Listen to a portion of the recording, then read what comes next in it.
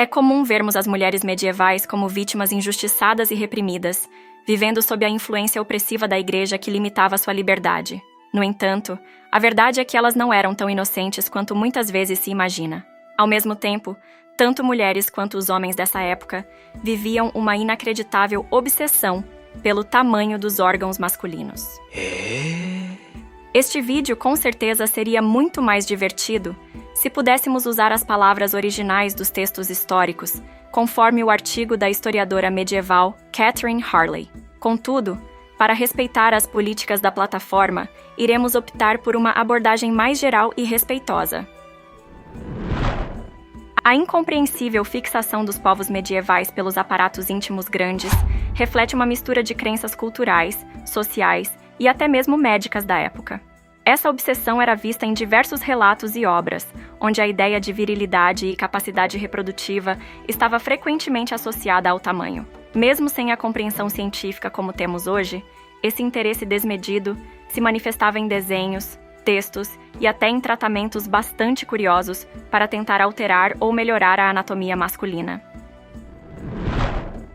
Existe um poema inglês dos tempos medievais, anônimo, chamado A Talk of 10 Wives on Their Husbands' Wear, que traduzido para o português seria algo como A Conversa de 10 Mulheres sobre as Coisas de Seus Maridos. O poema é basicamente isso, um grupo de mulheres que se encontra em uma taverna para desabafar sobre seus maridos. Elas discutem de forma bem detalhada as frustrações que sentem em relação às atividades carnais com seus parceiros. Algumas dessas mulheres mencionam que seus maridos são incapazes de satisfazê-las. Além disso, há queixas sobre o tamanho dos genitais dos homens. Uma mulher, por exemplo, compara o órgão do marido a uma larva de mosca, enquanto outra afirma que, mesmo em uso, o instrumento do marido seria menor que seu dedo mínimo. Piadas à parte, muitos não sabem que a literatura medieval está repleta de histórias sobre o interesse das mulheres em aspectos relacionados aos homens, com a ideia de que aqueles com instrumentos maiores eram altamente valorizados. Um exemplo é a coleção borgonhesa do século XV, The 100 New Tales, que inclui várias histórias curiosas desse tipo. Em uma delas, uma mulher relata que tentou, sem sucesso, se encontrar com o amigo de seu marido, um estalajadeiro em Monte Saint-Michel, na França. Ela descreve que o amigo seria afortunado com o órgão mais bem formado, bonito e volumoso da região. Ela também acrescenta que com ele teria sido possível ter várias relações sexuais, e que para o estalajadeiro não havia esforço em manter o ritmo. Este é só um exemplo das diversas histórias do livro, em que as mulheres demonstram uma preocupação exagerada com o tamanho e a forma dos aparatos dos homens. O poema francês, O Ferreiro de Creil, um manuscrito do longo século XIII, conta uma história semelhante. Um dia, o ferreiro observa seu servo em um banho de rio e fica surpreso com o tamanho do membro do jovem, descrevendo-o como 2 palmos de comprimento e largo como um punho. Ele imagina que, se sua esposa descobrisse sobre o impressionante atributo do empregado, ela preferiria estar morta e enterrada do que não ter um pouco daquilo para si. Então, ele menciona isso a ela com detalhes, esperando testar sua lealdade. Ela, por sua vez, finge estar desinteressada, mas assim que o marido sai, ela vai até o servo e lhe propõe uma tarde juntos. No entanto, o ferreiro a enganou e estava escondido na casa. Ao sair de seu esconderijo, ele afasta o servo e pune sua esposa. Embora estereótipos de gênero fossem frequentemente usados para provocar risos na ficção medieval, na realidade as mulheres eram frequentemente vistas compartilhando as mesmas preferências descritas nesses relatos fictícios. O autor espanhol anônimo de um livro chamado Espelho do Coito do século XV escreveu que uma mulher experiente conhece as características mais valorizadas nos homens. Estas são um membro adequado ao seu tamanho e uma boa quantidade de leite da semente. Pode parecer algo bobo para os tempos de hoje, mas a verdade é que essas atitudes podiam ter sérias consequências na vida das pessoas, onde tanto homens quanto mulheres eram avaliados com base em seus atributos íntimos e capacidades de fornicação. As leis medievais sobre o casamento podem parecer bastante estranhas aos olhos de hoje, e já falamos muitas vezes sobre isso em outros vídeos. Por exemplo, se uma esposa buscasse anular o casamento por incompatibilidade carnal, o caso poderia exigir uma análise detalhada das áreas íntimas tanto dela quanto do marido. No entanto, uma mulher que alegasse dificuldades relacionadas ao tamanho do genital de seu marido provavelmente não conseguiria o divórcio por isso. Era preciso se conformar com a má sorte. O canonista dominicano John de Freiberg relatou em um manuscrito do século XIV que, segundo uma mulher experiente, o tamanho não era considerado uma razão que justificasse a anulação do casamento, pois se acreditava que questões de adaptação poderiam ser resolvidas.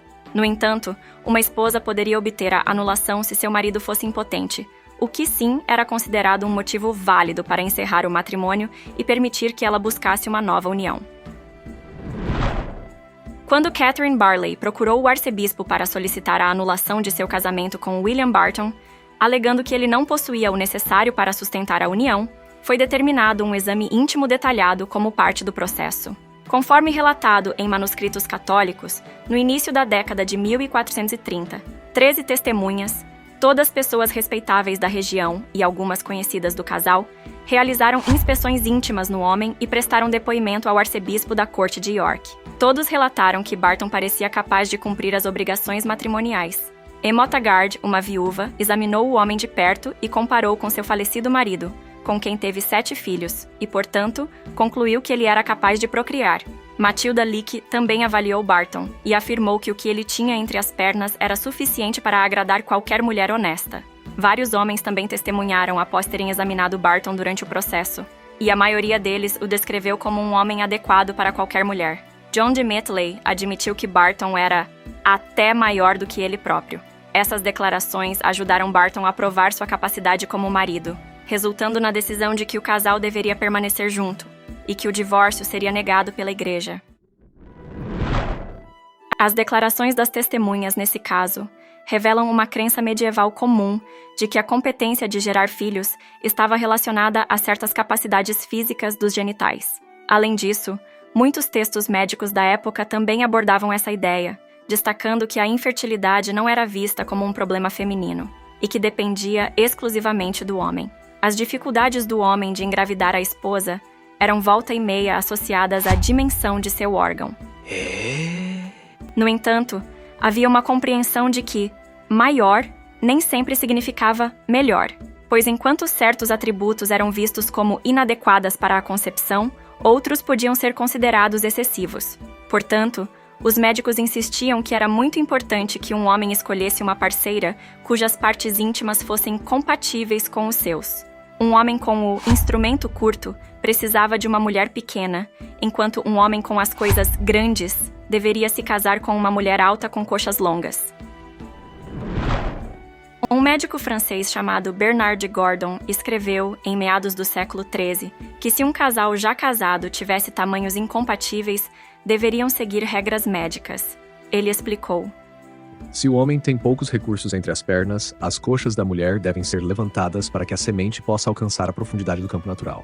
Se a esterilidade for causada por excesso, então o homem ou a mulher deve segurar a raiz com firmeza para que a semente não esfrie no caminho. As preocupações com o tamanho eram tão grandes que vários tratados médicos começaram a legitimar receitas preparadas para lidar com o problema. Uma delas sugeria minhocas picadas misturadas com óleo de jojoba, esfregadas no genital e deixadas durante a noite, ou sanguessugas moídas misturadas com o mesmo óleo seguindo o mesmo procedimento. Também poderiam optar por lavar o genital várias vezes ao dia, com leite de ovelha morno ou água quente com óleo, que supostamente alcançaria o mesmo resultado. Ao ler vários relatos manuscritos dessa época, fica claro do quanto os homens medievais eram pressionados quanto ao tamanho de suas partes íntimas. Um exemplo disso é um desenho encontrado nas margens de um documento inglês do século XIII, onde são mostrados 2 órgãos, um pequeno e um muito maior. O desenho é rotulado com a legenda: "O do meu senhor é assim", ao lado do órgão menor, enquanto o de Gerard é assim, ao lado do mais avantajado. Ou seja, essa mulher provavelmente conheceu algo muito maior do que seu marido a oferecia. Dado que as consequências de não ser agraciado com atributos íntimos avantajados podiam ir da infertilidade à humilhação pública, é compreensível que alguns homens medievais recorressem a remédios indicados pelos textos médicos da época, por mais absurdos que fossem. Da mesma forma, algumas mulheres usavam pomadas e amarravam os seios para alcançar o ideal de seios pequenos e empinados, tão valorizado na sociedade medieval. Mesmo hoje, o tamanho ainda é uma preocupação para muitos homens. Mas agora sabemos que esses ideais e inseguranças têm raízes muito mais antigas, remontando a preocupações que atravessam séculos. Por isso, sempre vai haver alguém para se preocupar com dimensões ao longo da história. Como a história revela, embora os tempos mudem, as preocupações sobre autoimagem e aceitação permanecem constantes. Se gostou do vídeo, deixe um like e inscreva-se no canal para não perder as próximas publicações.